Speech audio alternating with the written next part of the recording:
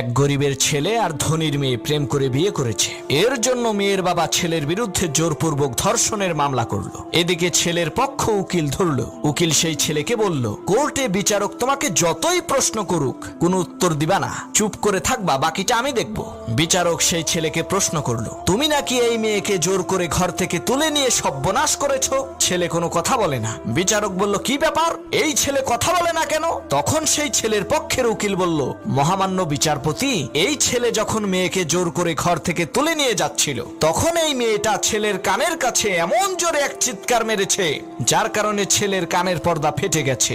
এখন আর সে কানে শুনতে পায় না। এই কথা বলার সাথে সাথে মেয়ে দাঁড়িয়ে বলল, মাননীয় বিচারপতি, এই উকিল সাহেব মিথ্যা কথা বলছে, আমি কোনো চিৎকার দেইনি। বিচারক বলল, তুমি যেহেতু কোনো চিৎকার দাওনি তার মানে হচ্ছে তুমি ইচ্ছা করে এই ছেলের সাথে গিয়েছো। বিনা কথায় ছেলেটা মামলা জিতে গেল।